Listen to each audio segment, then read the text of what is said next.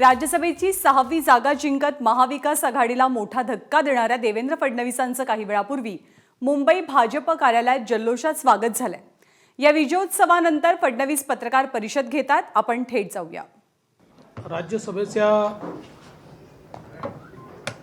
निवडणुकीमध्ये भारतीय जनता पक्षाने 3 उमेदवार उभे केले होते आणि ज्यावेळी महाविकास आघाडीच्या वतीनं आम्हाला अशी ऑफर देण्यात आली की तुम्ही तिसरा उमेदवार परत घ्या आणि तिकडे आम्ही तुमचा जो 5वा उमेदवार आहे त्याच्याकरता परत घेऊ। त्यावेळेस आम्ही देखील त्यांना विनम्रपणे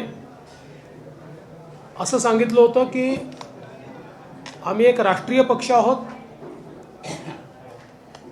आणि राज्यसभा सदस्य आमच्याकरता अत्यंत महत्त्वपूर्ण आहे। देशाची पॉलिसी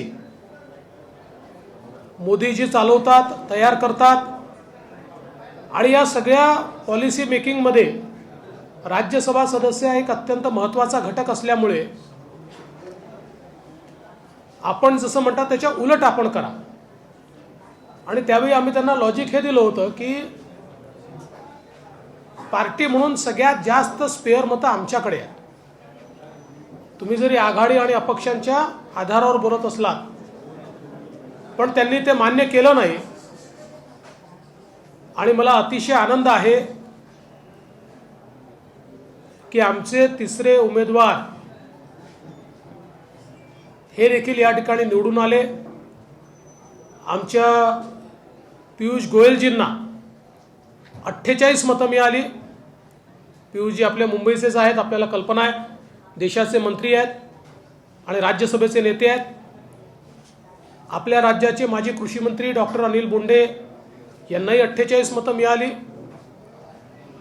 आणि ज्यावेळेस हे 48 मतं मिळाली त्यावेळेस अनेकांना असं वाटलं की आता तिसरे उमेदवार येणार कसे, परंतु आम्ही त्याची रचना योग्य प्रकारे केली होती आणि त्यामुळे माजी खासदार असलेले धनंजय माडिक पुन्हा खासदार म्हणून तिसरे उमेदवार म्हणून निवडून आले। खरं तर काल दिवसभरात जे काही आम्ही बघत होतो आम्ही सगळे शांत होतो, पण काही लोक मात्र सातत्याने मीडियावर बोलत होते, ट्विट करत होते। एक प्रकारचा दुराभिमान आणि गर्व याचा दर्प, सत्ता जेव्हा डोक्यात जाते तेव्हा माणसाचा व्यवहार कसा होतो याचं चित्र हे काल सातत्याने पाहायला मिळत होतं। आणि मला तर आश्चर्य वाटतं, आम्ही नियमानुसार तक्रार केली, त्यांनी तक्रार केली।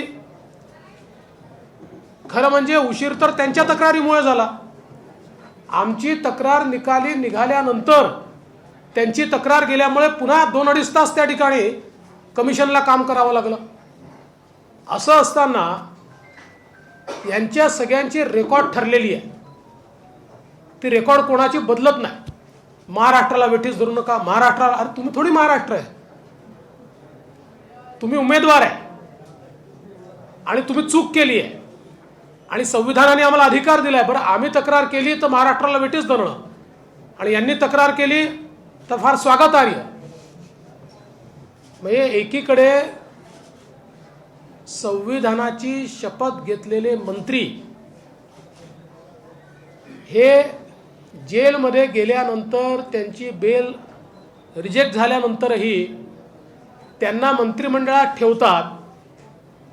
केवळ मंत्रिमंडळात ठेवतात असं नाही, अजूनही त्यांच्या विभागाचे निर्णय सोशल मीडियावर त्यांच्या फोटोसहित जाहीर करतात। म्हणजे वर्क फ्रॉम होमच्या ऐवजी वर्क फ्रॉम जेल अशा प्रकारची परिस्थिती पाहायला मिळते।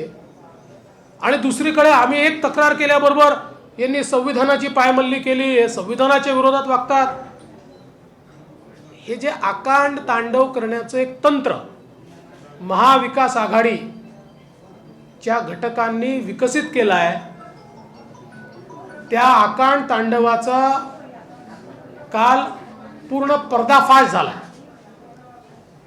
आणि मला असं वाटतं की कालच्या निवडणुकीनंतर आज ज्या प्रकारच्या प्रतिक्रिया या पाहायला मिळत आहेत, मी पहिल्या दिवशीपासून आपल्याला सांगत होतो, अंतर्विरोधाने भरलेलं सरकार आहे. तो अंतर्विरोध आज त्यांच्या प्रतिक्रियेतच दिसतोय. सगळे एकमेकावर दोषारोप करतायत. प्रत्येकाला वाटतं दुसऱ्यावर दोष टाकून आपण बाजूला व्हा. आणि मी पुन्हा एकदा सांगतो की जरी एक मत जे बाद झालं ते बाद झालं नसतं, आणि जरी नवाब मलिक यांना मतदानाची संधी मिळाली असती तरीही भारतीय जनता पार्टीच निवडून आली असती. इतके कन्व्हिन्सिंग मतं आम्ही घेतलेले आहेत. आणि म्हणून मला असं वाटतं की आता आमची अपेक्षा एवढीच आहे, मी काही कोणाला सल्ला देण्याकरता बसलो नाही, तरीही सरकारने अंतर्मुख होऊन विचार केला पाहिजे. सरकारच्या आमदारांमध्ये प्रचंड अनरेस्ट आहे, भयानक अनरेस्ट आहे. कारण ज्यावेळी सरकारचे काम थांबलेलं असतं आणि राज्यामध्ये काहीच होत नाही, त्यावेळी त्याचा राग आमदारांना फेस करावा लागतो. सत्ता पक्षाचे आमदार तो फेस करताय. आणि म्हणून आम्ही जसं सांगितलं होतं की सत्सद विवेक बुद्धीला स्मरून आम्हाला मतदान होईल, तसं आम्हाला झालंय. विधान परिषदेच्या निवडणुका आहेत, मी बिलकुल सोप्या मानत नाही, निश्चित कठीण आहेत. पण तरी आम्ही उमेदवार का उभा केला आहे याचं कारण अंतर्विरोध व्यक्त होण्याकरता जागा ही सत्ता पक्ष देऊ शकत नाही. अंतर्विरोध आणि राग व्यक्त होण्याकरता जागा विरोधी पक्षच देऊ शकतो. आणि म्हणून आम्ही जो उमेदवार या ठिकाणी उभे केले आहेत त्यांच्या माध्यमातून हा विरोध व्यक्त होईल आणि तीही जागा आम्ही प्रयत्नांची शर्थ करून निश्चितपणे निवडून आणू, हा मला विश्वास आहे. मी आज या निमित्ताने विशेष आमचे माननीय आमदार लक्ष्मणभाऊ जगताप यांचं अभिनंदन करतो. अतिशय विपरीत परिस्थितीत दवाखान्यात ते ॲडमिट होते, नंतर त्यातनं बाहेर पडले, घरी गेले, बाहेर जाण्याची परमिशन डॉक्टरांनी दिलेली नाही. अशाही परिस्थितीत त्यांनी कळवलं मी येणार म्हणजे येणारच. आणि या ठिकाणी ते पक्षाला आवश्यकता आहे म्हणून मतदान करायला आले. मी खरोखर मनापासून त्यांचे आभार मानतो, त्यांना सॅल्यूट करतो. मुक्ताताई टिळक अतिशय विपरीत परिस्थिती होती, एक दिवस आधी येऊन इथे ॲडमिट झाल्या, दवाखान्यातनंच वोट देण्याकरता आल्या, पुन्हा दवाखान्यात गेल्या आणि तिथनं परत गेल्या. मला असं वाटतं हे जे स्पिरिट भारतीय जनता पक्षामध्ये आहे, आपण सरकारमध्ये आहोत की विरोधी पक्षात आहोत याचा विचार न करता आपल्याला एकसंघपणे जनतेकरता लढायचं आहे. अशा प्रकारची जी भूमिका आहे त्या भूमिकेचा हा विजय आहे. आमची जी काही महाराष्ट्रातली टीम आहे, आमचे अध्यक्ष चंद्रकांत दादा पाटील यांच्या नेतृत्वात आमच्या टीमने अतिशय चांगलं प्लॅनिंग केलं, योग्य प्रकारे नियोजन केलं आणि त्या नियोजनातनं हा विजय आम्हाला मिळाला. आणि या निमित्ताने आमचे निरीक्षक म्हणून आलेले श्री अश्विनी वैष्णवजी, जे आपल्याला कल्पना आहे की देशाचे IT आणि रेल्वे मंत्री आहेत, त्यांचंही मी मनापासून आभार मानतो की त्यांचंही चांगलं मार्गदर्शन आम्हाला या ठिकाणी मिळालं. आणि जनतेच्या प्रश्नांवर म्हणजे एक विजय मिळाला म्हणजे आम्ही आता समाधानी झालो असं नाही. उलट या विजयाने आमच्यावरची जबाबदारी वाढवली आहे. जनतेच्या अपेक्षा सरकारकडनं नाही आहेत, त्या आमच्याकडनं आहे.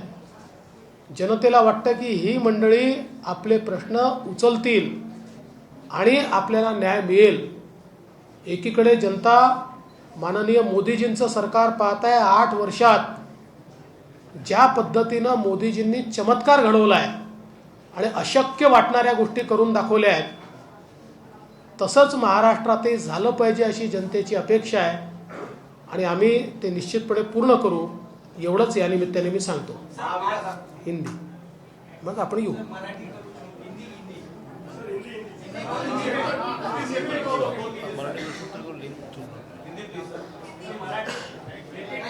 आज मुझे इस बात की बहुत खुशी है, भारतीय जनता पार्टी के तीनों उम्मीदवार राज्यसभा पर निर्वाचित हुए हैं. राज्यसभा में हमारे नेता और देश के मंत्री माननीय पीयूष जी गोयल, जो हमारे मुंबई से हैं, वे रिकॉर्ड 48 वोट लेकर यहाँ पर निर्वाचित हुए. है ना, सत्ता में जब आप होते हैं तो आपकी नम्रता ये लोगों को ज़्यादा भाती है. अगर सत्ता आपके चेहरे से, आपकी बॉडी लैंग्वेज से टपक टपक कर गिरती है तो लोगों को पसंद नहीं आता. Thank you. एबीपी माझा, उघडा डोळे बघा नीट.